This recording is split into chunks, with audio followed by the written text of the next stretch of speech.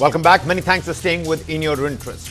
We all want India to become the world's data center hub. But are we, with equal concern, looking at the environmental costs of incubating this global AI economy? India's AI boom, that's real great. But then what's the hidden cost in water and power? Let's tell you all about it. Every time you stream a video, send an email, or use an AI tool, a massive machine somewhere is working at high speed. And these machines live in data centers, the digital factories of the modern world. Karnataka's IT Minister Priyank Kharge raised an alarm in the State Assembly. He pointed out that data centers, which are buildings full of servers that power everything from your Netflix to your ChatGPT prompts, are among the heaviest users of electricity and water that any state government can invite in. Whilst the state is a hub for these digital warehouses, we're talking about Karnataka, the government of the state is now reviewing its 2022 to 2027 data center policy. Karnataka already has 32 private data centers operating. 31 of them are in Bengaluru. Because of this intense pressure on resources, the Karnataka government is now looking beyond a water-stressed Bengaluru. The focus is shifting towards Mangaluru and other coastal areas where resource management might be a little more sustainable and tactable. How? What are the symptoms and the investments like? Setting up just 1 megawatt of data center capacity costs between 40 to 45 crore rupees.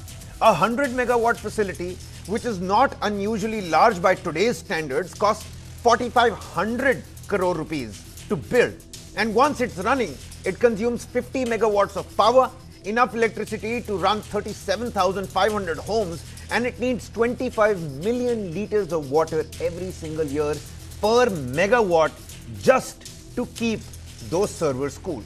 Now, here is the part of the story that rarely gets told alongside the investment headline. Europe said no. Ireland, the Netherlands, and Germany have all slowed down or outright rejected new data center projects. Singapore declared a moratorium. The United Kingdom is dealing with a situation where data centers are consuming so much grid capacity that housing permits are being held back in some areas. In the United States, projects worth $64 billion have been blocked or delayed across 28 states, and the resistance there is not from one political side. Republicans and Democrats alike have pushed back because their constituents are seeing electricity bills rise and water tables fall. So, where did big tech turn? Well, to India. And India, at the central government level, rolled out a welcome mat. The union budget extended a tax holiday for foreign cloud firms operating through Indian data centers all the way up to 2047. State governments went further, offering land subsidies, stamp duty waivers, and electricity duty exemptions. The pitch, look at this, the pitch was simple. Come here, build here, grow here. And the companies came. India's data center capacity could grow 4 to 5 times by 2030, with total investment projected to cross $100 billion by 2027. On paper, that's a remarkable story of India becoming a global digital hub. But underneath that very headline are questions that are only now beginning to be asked loudly enough. Did we win this investment, or did we inherit this problem? Does India need a central framework with binding rules on water use, energy efficiency, and the sustainability? This is the dark side of incubating these data centers. With us on the broadcast, Alekhya Datta, Director, Electricity and Renewables Divisions, Terry. Sir, how big of a problem is this? Is it really, as sustainable as people would like to talk about it? I mean, AI data centers look so good on paper. The headlines are shining bright. A striking figure that was mentioned in the assembly by the Congress, MLA. 5 AI prompts could consume roughly half a liter of water. 5 AI prompts, half a liter of water. How real is this concern, sir? Help the viewers understand. Yeah, thanks for the opportunity. So basically, you are right, actually, when we are talking about the data center, so we have to understand the basics. So, all the data centers, generally they use the graphic processing units. And when you top up the the artificial intelligence and the neural network, then if you combine into, so of course then there will be a lot of heating the cooling requirement that will happen, because ultimately at present we basically use the evaporation type of cooling for the data center. So what has happened, if I can give you an example, like a large fabrication facility, I'm just quoting one recent study done by one of the consulting firm. Okay. So they are talking about for the large fabrication of AI chips, basically. So per month, so it consumes more than, if it is having a wafer capacity of 40,000. So per month, the daily water consumption will be 4.8 million gallons. So which is huge. As you have correctly mentioned, for 5 questions in ChatGPT, we consume 500 milliliter of water, for an example. So what is the basics is? The basics is, if we process the artificial intelligence or the neural network and then your GPUs, so it largely create a lot of heat in the chips. So ultimately you have to have some kind of a cooling mechanism. So these days, the hyperscalers like Microsoft, like Google and AWS, what the technique they are using the liquid, cooling techniques. We used to call as the immersion cooling. But what it will do generally, it will basically, at the chip level, it will reduce the heat that has been produced during the processing of the AI techniques and all. So, but the opposite side of it, it needed heavy cost. The upfront capex would be heavy if we go for liquid cooling, all kind of immersion cooling technology that are available at present. But it substantially reduced the water use, even paper. So it's a double whammy. It's the valley or the pit. So on the one side, it's higher cost. On the other side, you start using your own water. And by that definition, one prompt is costing us about somewhere between 90 to 100 milliliters of water. Correct. Can water be substituted here, sir? Because clearly cloud computing is going nowhere. US is making all the strikes in Iran because of artificial intelligence. People are now planning on shifting from ChatGPT to cloud, Anthropic. Those are some words that are doing the rounds. And here we're talking about water, and water is a necessity. Water or ChatGPT? Weigh it on the Libra scales. What do you want more?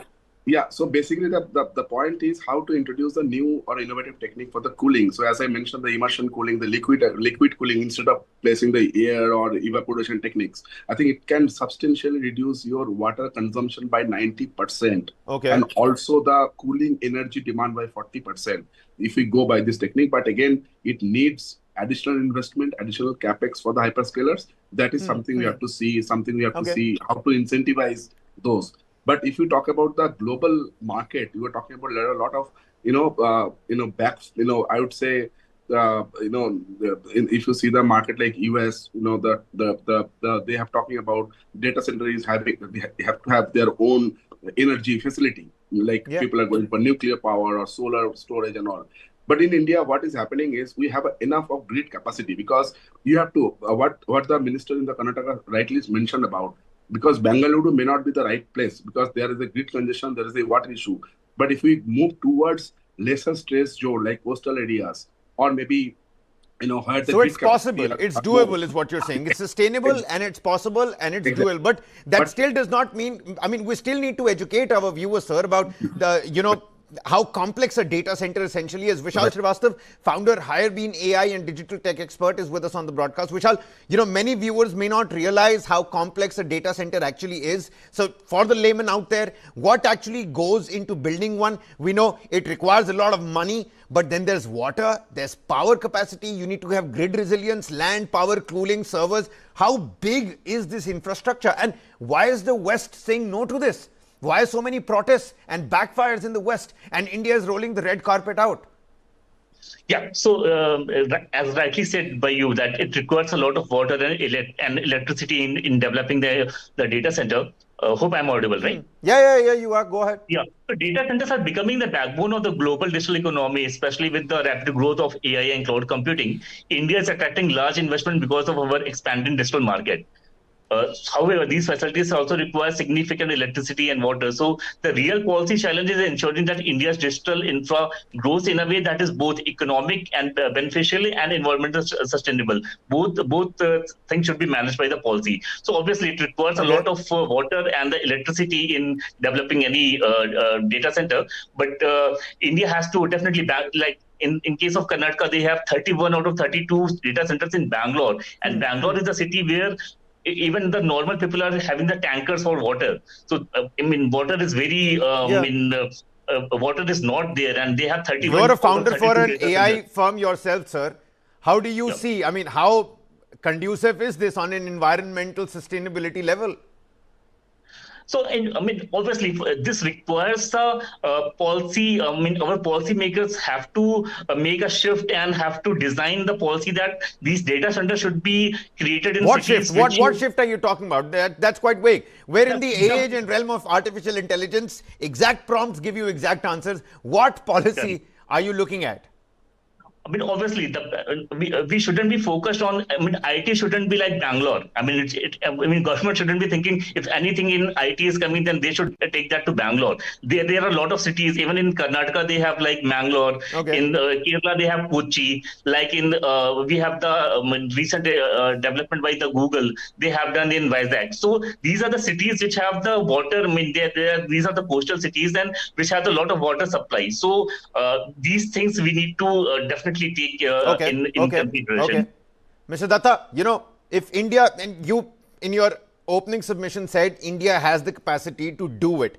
We have the wherewithal to actually welcome all these data centers that the Netherlands, Ireland, the United Kingdom, they've already said no to it, or they're going low and down on it. If India aggressively expands its data center ecosystem, which I think is going to happen, a tax holiday till 2047, what risks could emerge?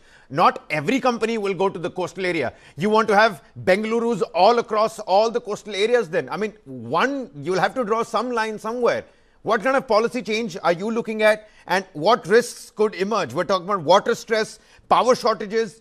Let's not forget the carbon footprint is going to go up so much, and it's already so hot. Yeah. See, I have, the following submission, basically how to strategize the location for the data center. Yeah. One is, because in India, we do have the geographical advantages. What Vishal has talked about, the coastal areas, like, if you talk about the Andhra Pradesh, if you're talking about the Karnataka, Tamil Nadu, the Odisha, for an example, even from the Maharashtra per se. So there are a lot of, the lower stress zone or the locations that are there. And one of the advantage of India is there is a nuclear policy, the SMR policy that we are developing 100 gigawatt by 2047. That is the target, and that is essentially developing nearby the coastal areas. So to create that synergy and also identify the grid capacity wherever that is available. And if you talk about the major cities, the grid capacity is not there, but there is enough ample capacity available if you talk about the coastal areas and the areas that we have discussed now. And also the recycled water options. So a lot needs to be done on the central framework level. Yeah. That's clear. Yeah. That's clear. Yeah. Some takeaways that I've understood. I've completely run out of time here. Let me summarize this. You're saying it's doable. We have the capacity to do it, but we do need a central framework on this. Now, my final question, and this is a yes and no. Did we win this investment or did we inherit this problem? What's your takeaway, sir? It's definitely yes, because we have growth, we have policy support, and of course, the government has created the lower expansion barriers for the data center people. So that is why people are coming to India. But diversification is important. Don't make too many Bengalurus across the country. You need to diversify, and that's where policy change has to happen. Still a long way before 2047. The tax holiday is not going to go anywhere, at least until the next budget. But, policy changes can actually happen. Mr. Datta, many thanks for taking out the time. Vishal Srivastava, founder, HireBean AI and digital tech expert. Many thanks for taking out the time and helping us put this story into perspective. Data centers may power the future of artificial intelligence, the digital economy, but the real challenge is ensuring that India's tech growth doesn't come at the cost of its water and energy security. That's all the time we have for you in this edition of In Your Interest. We're going to see you again tomorrow. Many thanks for watching.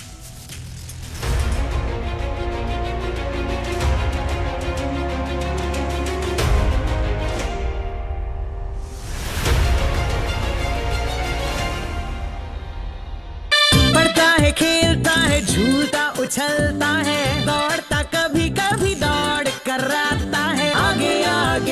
बढ़ता है India, Amul दूध पीता है India. मंच है तैयार, क्योंकि वो घड़ी आ गई है जिसका पूरे साल रहता है इंतजार। Money9 financial freedom summit 2026। यहां होगी बात कमाई, बचत और इन्वेस्टमेंट की। और ये साल आपके बटुए के लिए कैसा रहेगा? जंग हो, टैरिफ हो या एआई का दौर, आपकी जेब पर क्या होगा असर? दिग्गज देंगे बेबाक राय, हर सवाल का मिलेगा सीधा जवाब। तो तैयार हो जाइए, 12 मार्च 2026 गुरुवार Money9 के YouTube और सोशल मीडिया प्लेटफॉर्म्स पर देखिए live financial freedom summit season 4। Miss मत कीजिएगा। हमें स्वस्थ रखने वाली सारी चीजें ज्यादातर शुद्ध होनी चाहिए। सूर्य की किरणें और स्वच्छ पानी, वैसा ही है लाइन अरेबियन डेट्स। और अब लाइन लाइना डेट्स, इसमें फाइबर्स और विटामिन्स भी कुदरती हैं, जो देता है स्वास्थ्य भी कुदरती। लायन लाइना premium dates.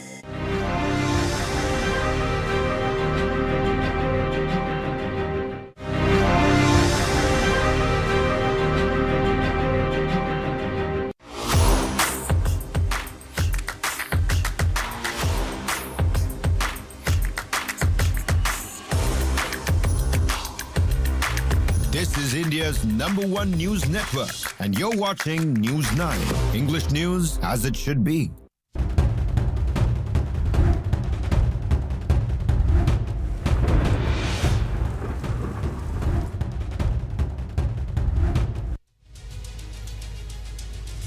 The war in West Asia has hit home and hit home hard, especially because of the LPG crisis. And it's not just affecting you and me and our households, it's affecting businesses across the country. First up, we take a look at what are the ramifications across sectors in India as far as this LPG shortage is concerned. Now, India's railway catering network is preparing for a possible LPG disruption amidst the escalating conflict in West Asia. In an advisory issued to catering units across the West Zone, IRCTC has asked vendors to immediately shift to alternate cooking methods like microwaves and induction stoves if LPG supplies are hit. Now, that directive also asks food plazas, refreshment rooms and Jan Ahar outlets to maintain a higher stock of ready-to-eat meals to avoid disruption for passengers.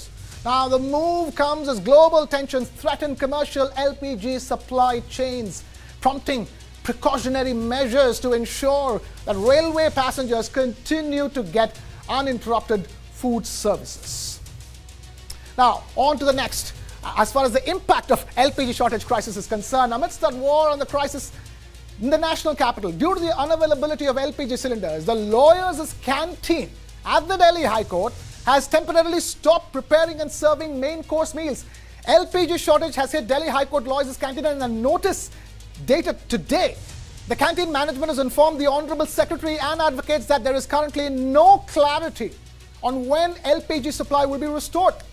Main course preparation will only resume once gas supply becomes available. Now, that letter states that the High Court canteen does not have information on when the LPG supply will resume. However, the notice also mentions that sandwiches, salads, fruit chaat, and other light refreshments will continue to be served. Now, the canteen management has apologized for the inconvenience and requested cooperation from the advocates, but for now, the situation is completely in a quote-unquote wait-and-watch mode.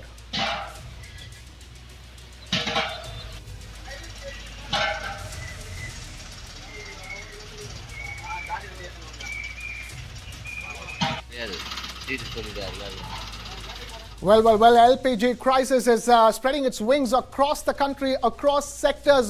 But at this hour, we're mainly worried about how it's affecting all our railway passengers. And more importantly, how exactly is the IRCTC looking to mitigate the risk that's going to arise in terms of serving food for railway passengers. Let's quickly take a look at this report on what this is all about.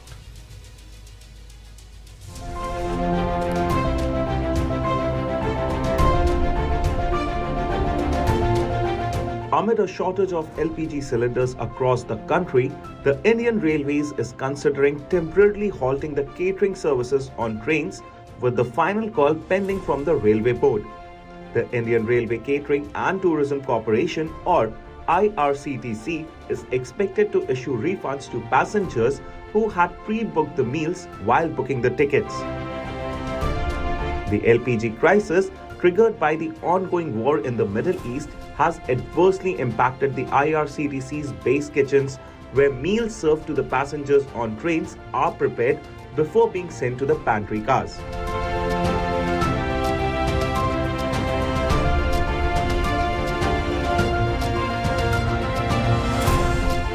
According to the officials, around 17 lakh meals are served daily across the country through IRCTC's base kitchen network and on-board catering systems. However, meal services could be temporarily stopped if LPG supplies continue to remain tight. As per railway officials, the meals served to the passengers on train are prepared at the IRCTC base kitchens, and if there is any disruption in the LPG availability, it will directly impact the meal preparation and supply to the passengers on the trains. If passengers have already booked their meals, they will get refund, say the officials. Meanwhile, the LPG crisis has also forced the closure of many restaurants and hotels across the country, especially in major cities like Mumbai, Bengaluru, Pune and Chennai. Meanwhile, the Ministry of Petroleum and Natural Gas has set up a committee to review the shortage of commercial LPG. For LPG supply to other non-domestic sectors, a committee of 3 executive directors of oil marketing companies have been constituted. Now, this committee will review the representations for the LPG supply to the restaurants, hotels and other industries.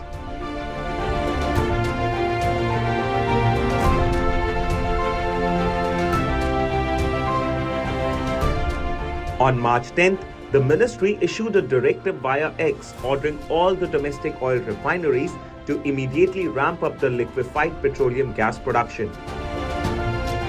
The order mandates a significant hike in liquefied petroleum gas production, specifically earmarked for the domestic consumption, to shield the Indian households from the ripple effects of the ongoing conflict and the developing oil crisis.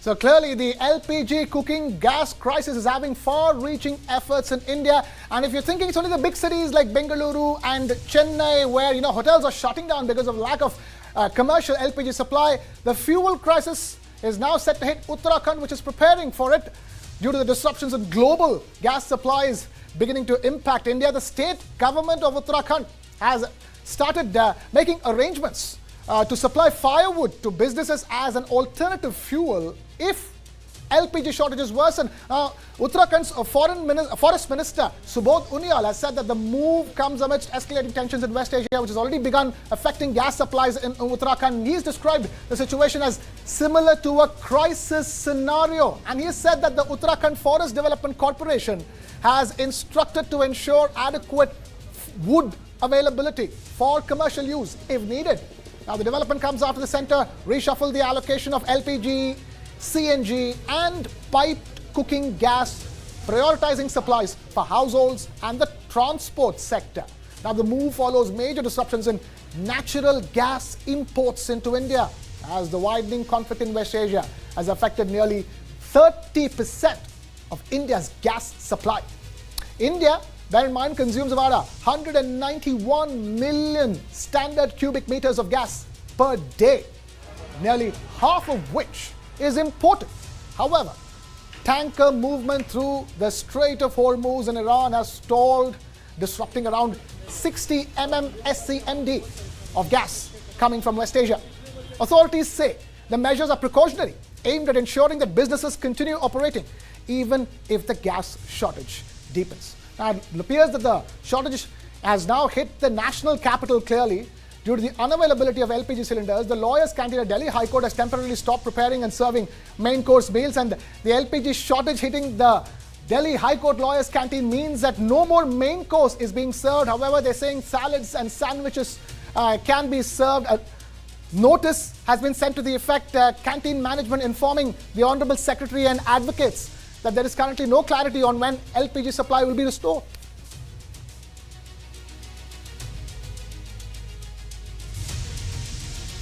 Is that High Court canteen does not have information on when the LPG supply will resume. However, the notice also mentions that sandwiches, salads, fruit chaat and other light refreshments will continue to be served. And the canteen management, meanwhile, has apologized for the inconvenience and requested the cooperation from advocates. Meanwhile, energy production at Bengaluru's Yelahanka gas power plant is set to halt after GAIL, or the Gas Authority of India Limited, has suspended fuel supply to the facility. The plant, located in North Bengaluru, has been a key backup source for the city's power needs, and especially during peak demand months between December and April. Now, since September 2024, the gas-based power station has been generating around 370 megawatts of electricity daily for the Bengaluru grid. However, the Karnataka Power Corporation has confirmed that operations will stop from Wednesday following the suspension of gas supply. Officials say the disruption is linked to the ongoing West Asia crisis, and which has affected all kinds of supplies, and hence this move is being taken. So clearly, not just LPG shortage or crisis, the fuel crisis in West Asia hitting across the board. The Karnataka government has assured that contingency measures are already in place, including sourcing electricity from other states and relying on thermal, hydro and renewable energy to meet demand. Authorities maintain that despite the shutdown of the Yelahanka plant,